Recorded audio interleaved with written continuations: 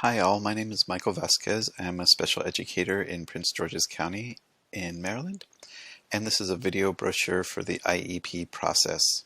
It's a quick overview. It is not the entire process, but it gives information for parents new to the IEP process. So first, this is broken into sections. IEP, what it is, IEP, who is eligible, the IEP process overview with a graphic, IEP process timeline graphic, the IEP process when it ends, and parent resources links at the end, and then also contact information for me if you have any additional questions. Okay, so IEP, what it is. An IEP is an Individualized Education Plan, IEP, and these were established by the Individuals with Disabilities Education Act, IDEA, or IDEA, in 1975. An Individualized Education Plan is a plan for academic success or academic structures to be put in place with students who have learning exceptionalities that do not respond to other methods that have been attempted. So who's eligible for an IEP? Students are eligible for an IEP if they meet one or more of the following criteria. So here's a chart. I'm going to start at the top left, work across, and then work down through the chart.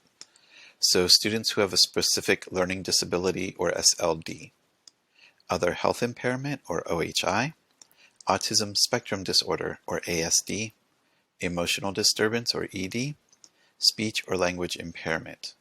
In the second row, starting on the left, visual impairment or blindness, deafness, hearing impaired, deaf blindness, intellectual disability.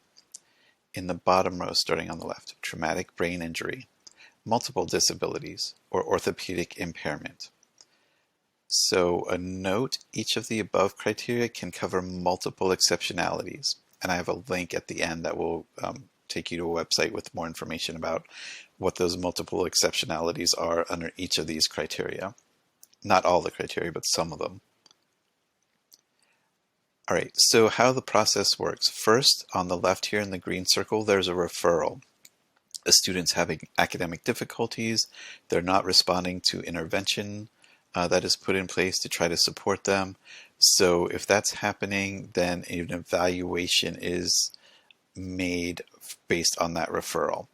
Then we go around the circle. After the evaluation, it's determined if the student has eligibility for an IEP. If so, an IEP is created, and then the student is placed in the least restrictive environment that will help benefit them the most academically. Then the instruction that takes place in that placement is based off what is written in the IEP. Each student goes through an annual review, and then every 3 years is reevaluated, or if something's not working, there may be some sort of evaluation process that is added into the IEP. All right, so how long does this take? This is the Individualized Education Program process. So we start at the top, following the road, the pathway. As I've mentioned before the referral, students struggling academically.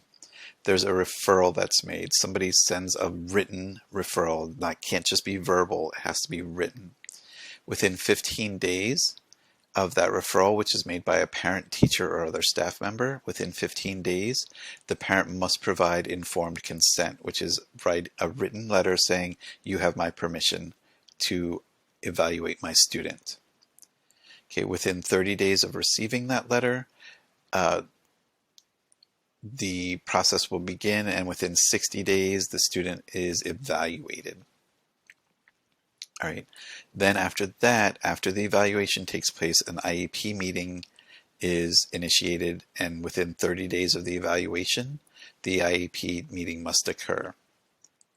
Once the IEP meeting occurs, the implementation plan is developed at that IEP meeting, and the plan is implemented as soon as possible, usually within a week to 10 days, and sometimes immediately.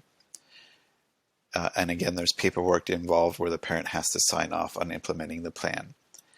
And then after that, the plan is carried out for a year, and then we have an annual review meeting or annual IEP meeting to evaluate if the plan is working or not. And at any point after the plan is implemented until that annual review meeting, the plan can be updated. And then every 3 years, there's a reevaluation, a reassessment of the student to make sure the services are still benefiting the student. All right, so that involves a lot of ongoing management and meetings. Yearly IEP meetings with an IEP team, which is made up of parent or guardian caregiver, a general and a special education teacher, or more than one, school administrator, a school counselor, and the student. Now, when students are younger, sometimes the parents don't want them involved, but when we get into the middle school and high school, the students are really encouraged to participate in and can be a part in planning out their IEP. Okay, this team may also include a school psychologist and or specialist or therapist if special therapies or services are provided to the student. All right, so quick overview. Here's some parent resource links that you can click and find additional information.